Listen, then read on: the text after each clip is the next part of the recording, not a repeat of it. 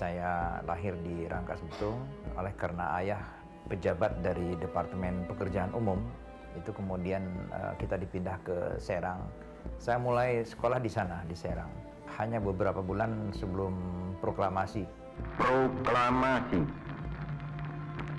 Kami, bangsa Indonesia, dengan ini menyatakan kemerdekaan Indonesia. Tahun 52 saya masuk di Perguruan Kebaktian Rakyat Indonesia Sulawesi, perguruan KRIS yang didirikan oleh almarhum Samratulangi. Disitulah saya bertemu dengan teman-teman yang sebagian terbesar itu adalah anak-anak dari pemerintah Republik Indonesia yang keluar dari Jogja, pindah ke Jakarta. Saya malahan mendapatkan landasan berpikir nasionalis itu kebanyakan justru di perguruan KRIS itu. Sebenarnya keinginan saya dari dahulu tuh masuk jurusan mesin kapal terbang sebetulnya. Jadi saya ke ekonomi sungguh-sungguh.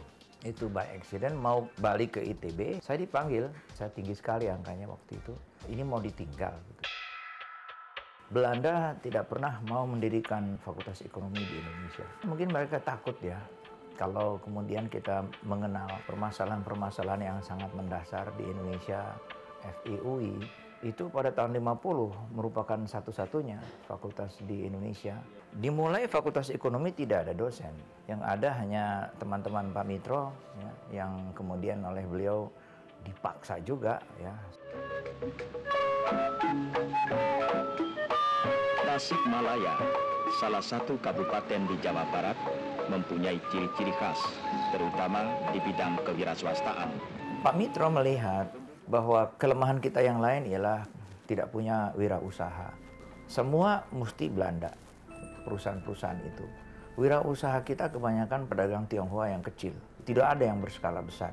Demikian juga pedagang santri, itu juga apalagi cuma di pasar saja. Jadi kita terpaksa membangun pengusaha kemudian. Kewirausahaan ini oleh Pak Mitro kemudian dibangun dengan apa yang beliau sebut sebagai politik benteng. Beliau berjalan ke berbagai negara dan Pak Mitro kemudian melihat di Inggris pun oleh karena sehabis Perang Dunia Kedua maklumnya 5 tahun pertama itu fokus mereka kepada perbaikan ekonomi setempat dan kepada negara-negara jajahan yang masih ada di tangan mereka. Sehingga Pak Mitro berpendapat lebih baik kita pergi saja katanya ke sumbernya di Amerika Serikat. Di sana beliau bertemu dengan George Papandreou, dekan dari Fakultas Ekonomi di Universitas California di Berkeley. Kebetulan di Ford Foundation, maka dikirimlah dari Indonesia kemudian mahasiswa seperti Suhadi Mangkusubroto, Sadli, Ali Wardana itu dikirim ke Amerika. Pak Mitro membayangkan mereka pulang nih ikut ya, untuk mencari jalan keluar bagi Indonesia. Naluri akhirnya itu dari grup ini adalah selalu ekonomi Indonesia sampai hari ini.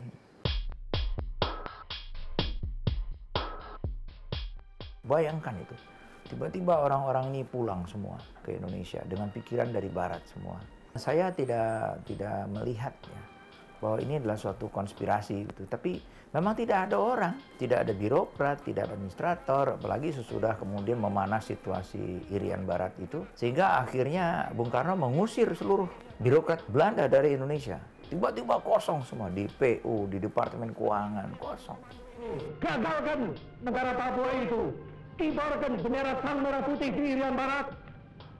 Gagalkan, kibarkan bendera kita. Dan siap sedialah akan datangnya mobilisasi umum.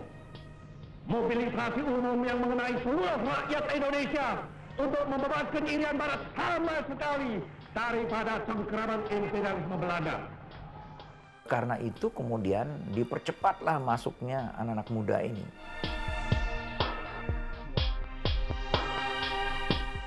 Terlalu banyak ya pengartian dari perjalanan sejarah yang biasa saja. Kemudian dikaitkan dengan sebuah teori konspirasi. Tidak betul juga bahwa kami belajar di Universitas California di Berkeley semua, tidak demikian.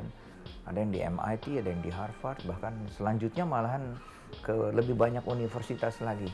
Mereka ini kemudian pulang pada bagian akhir dari pemerintahan Bung Karno. Akhirnya mereka ini dirangkul oleh Seskoad sebetulnya, yang memerlukan dosen-dosen yang bisa menceritakan kepada mereka ya mengenai bagaimana caranya mengelola sebuah perekonomian, karena kita harus merebut Irian Barat, ya, mendirikan sebuah perekonomian yang mampu ya untuk menunjang ya, kegiatan kalau perlu bertempur lawan Belanda. Nah, waktu itu Jenderal Soeharto kalau tidak salah. Saya sendiri asisten waktu itu yang diminta untuk mempersiapkan bahan-bahan tentang apa yang disebut sebagai war economics. Jadi hubungan itu yang sebetulnya membuka persahabatan dengan TNI Angkatan Darat umumnya, dan timbullah kemudian konspirasi oleh karena Bung Karno makin ke kiri, peristiwa Gestapo, sesudah itu masuk Pak Harto tidak ragu karena sudah tahu dari seskuad, akhirnya direkrutlah seluruh ekonomi ini dengan segera masuk ke seluruh kompartemen ekonomi, zaman itu namanya kompartemen. Dan semenjak itu kami tidak pernah meninggalkan pos sebetulnya sampai sekarang. Karena kesannya itu kan grup ini kan sangat kental ya satu sama lain karena hubungan kerja kita di fakultas. Sambil menunggu kelas kadang-kadang kita menyelesaikan persoalan yang besar kan ya. 1 jam sebelumnya kita bicara soal beras, soal BBM ya, soal pembagian keuangan pusat daerah diselesaikan di situ. Nah, jadi kesannya ini kan seperti mafia ya.